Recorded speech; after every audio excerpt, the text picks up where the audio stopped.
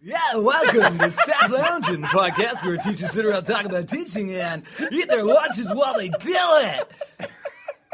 My name is Dave Laskauskas. I'm being replaced by a morning DJ. Oh! Teacher, Scarborough, Ontario, Canada. You really liked that one, didn't you, Lisa? Yeah, you enjoyed that. You enjoyed that, didn't you? Some people feel that's the way I sound naturally. I do not feel that way as much. But now that I think of it, I guess I do kind of talk like this. I'm throwing it over to you. Although, if you guys, none of you guys really know WKRP in Cincinnati, but do you know the show? I know the show. The episode when Johnny Fever is Rip Tide, like when he's all cool and he's all like a DJ, like, and he actually literally his personality gets taken over by this like sort of jerky disco DJ. Of course, Johnny Fever hated disco, and he's all like gross and he's sexist. Well, you know he hated disco, right? I didn't know that. Oh, disco sucks. You have to read his T-shirts. Come on, okay. He's right on his T-shirt. Anyway, so he's doing this thing where he's like, "I'm a ripper," and he talks like that. And then Jennifer, you know, the hot secretary, Lonnie Anderson. Okay, thank you. Yeah. Okay, and she's like.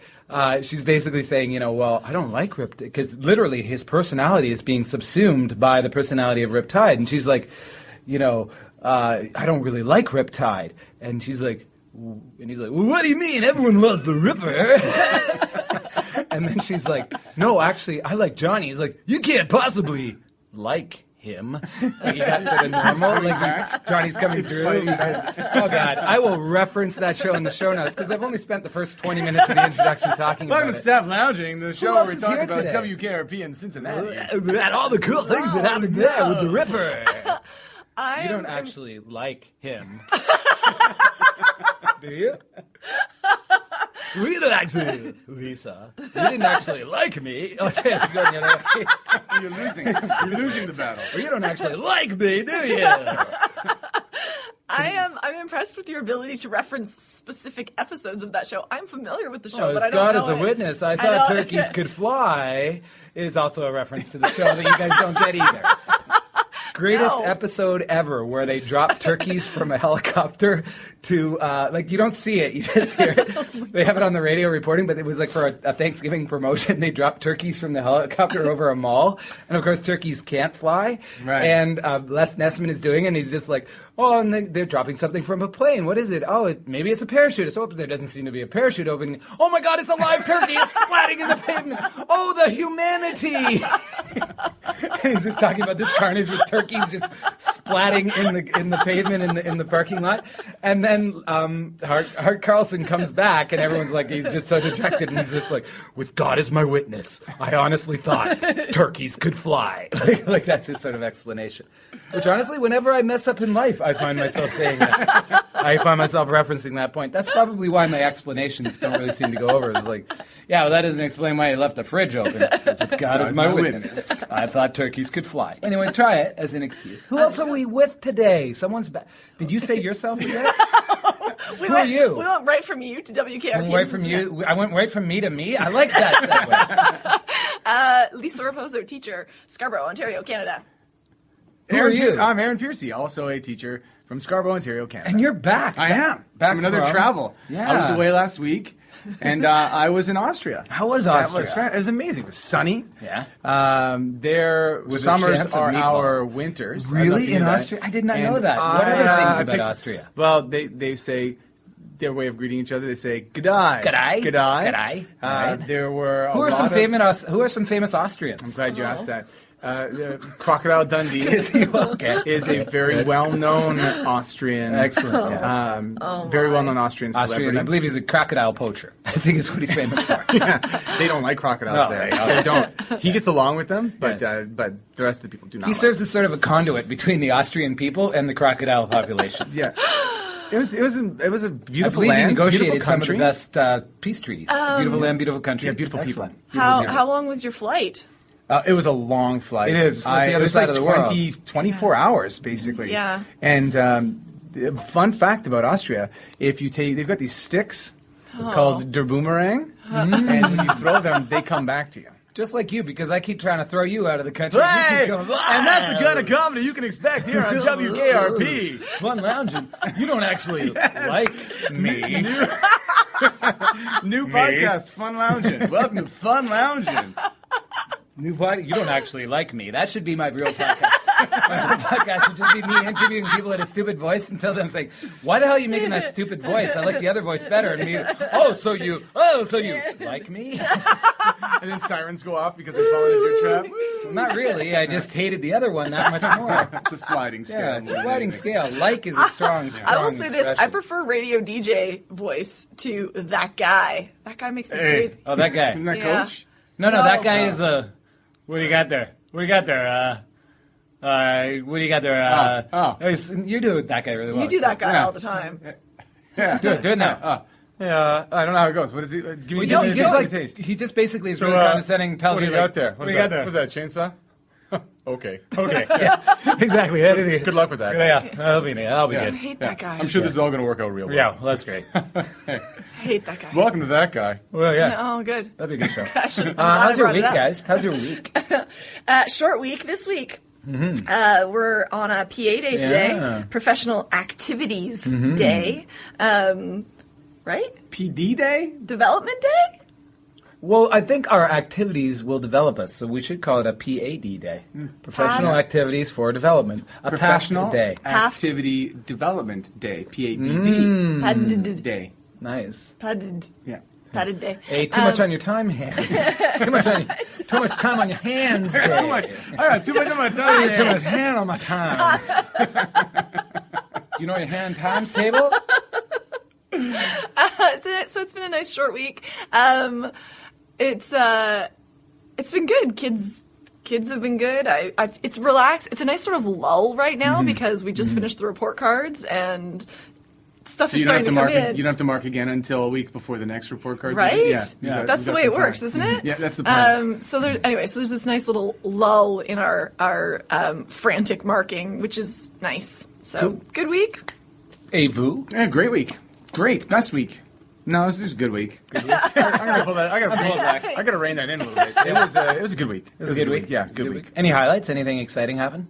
Aaron was interviewed by one of my students. Yes, I was. For a one of the writer's craft assignments is to write a profile, and on a whoever person they want. who's like a bad person? No. Yes. A person Really, who's a she bad did not person. say that's why Yes. she was doing this. That's why it's they're interviewing the worst person they know. Fool me once. I do this project every year. Yeah. Fool me once. So Aaron was interviewed by one of my students. I think This it's week. safe to say that we both got a lot out of it. Nice. Yeah. She got a report. I get to talk about myself for an hour.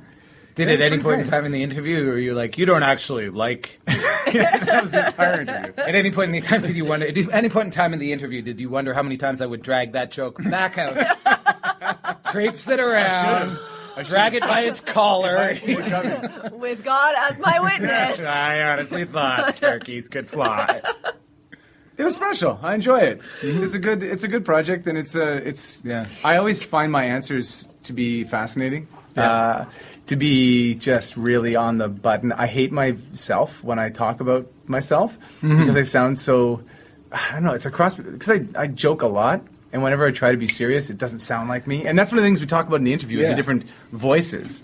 And so my serious voice is very different from my teacher voice, is different from my friend voice. And I wonder how many people are actually living in here. Mm-hmm. You're making a face.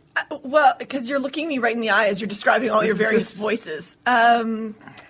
I think we all have a lot of voices. Yeah, I know. But to talk about voices, it's just not something that we do. No. Talk about the different faces that we No, have. and it's true. And we have... our characters. And they're different. They are characters that we put... It's funny you should say that. I was actually thinking, you have a character, the drama teacher. I have the drama teacher. Like, when you are teaching drama, you're playing a character. Lots of heavy makeup, scarves, flowy material Students! clothing. Big glasses. I have a character that it's like...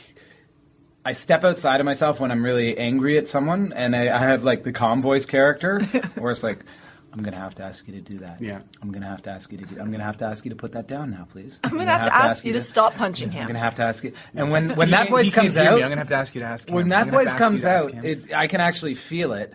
That's happening, and the real me is sort of sitting on my shoulders saying, "Yeah!"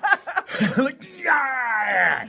You need to calm down for a second. Let me handle exactly. this, Dave. And then the voice is like, Dave, I got this. We're partitioned. Dave, We're I got partitioned, this.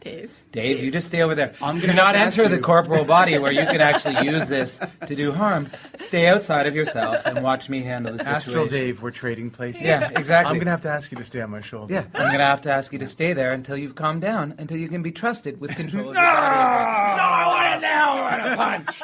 I want to punch and kick.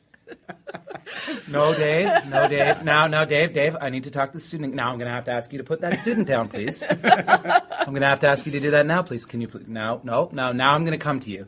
And I'm going to take that out of your hands. I'm going to take that out of your hands. I'm taking it out of your hands. This is the narration. Yeah. Oh, I do. What the calm Dave narrates everything he does. I actually say what I'm going to do before you see me do this. I say, now I'm going to do this. Now this is going to happen. Yeah. And again, maybe it's that detachment that because I'm stepped out, like I make it feels to me, and when I'm successful, it even feels to the kid that, like, hey, it's not me doing this. I wish you could keep lifting that kid up and spinning him around the classroom. I mean, hey, I'm with you, but I'm not in any more control than you are. It's the voice guy. I'm up on the shoulder going, That looks good to me. Yeah, exactly. I want to do that to you. I want to do that to you. Exactly. But the guy's in control, and he's saying what's going to happen. And when you say, I'm going to do this, this is going to happen, you do sort of leave like there is no choice. Yeah. And then you'll say, like, you can do this or that. Yeah. But you always make the choices really awful. Like, you can do what I ask, or be expelled from school for the rest of your life. Yeah, these are the only two options. These are the only It's two that options. illusion of This choice. is what you have. The illusion of the must. Yeah. Oh, you really wanted that second one? I wanted that one to sound bad. Yeah. Did I mention prison? Yeah. That's on the table, too. That's on the table. Because I have that kind of power. Anyone want to throw something in that they're good at? Brought to you by the good folks at goodatstudios.us, goodatstudios.us. Good luck, love those guys. Boom. Scene. End of show. I would like to be better at being a student. Since I have become a teacher, I was a very good student. In high school, in university, I was a good student. I knew how to play the game. I was good at it. Now that I am a teacher, I am that kid at the back of the room poking the person beside me, not understanding what's going on because I'm not listening. Yeah. If there having was some way I could tap into the purpose of this activity. I'm a terrible student now. I'm a terrible student now. You're not alone. A lot of teachers are terrible students. Yeah. I think teachers make the worst students because we're so used to being on the other side of the desk. Not just outside the classroom. We spend time in the classroom, but we're looking at it from a very different side of the classroom. So part of us is being critical of how this is being done and feeling like we could do it better. Yeah. And part of it is, I think on some level, like, haha, now I get to do to somebody else what everyone always does to me. I think there's some subconsciousness that might of be that, it, like of just like a rebelliousness that, you're sort of wallowing in your slackness. How much of it do you think is because the session that you're talking about specifically, and I think that a lot of them are run by peers rather than someone who is in a higher position of authority? I wonder maybe if it was I think somebody there's who a was jealousy, maybe. Oh, Not for a me? jealousy. I don't know. Not a jealousy, but I guess... I don't I particularly can do want it to better, ever. but at the same time, no one's in control here because we're all the same. We're all equal.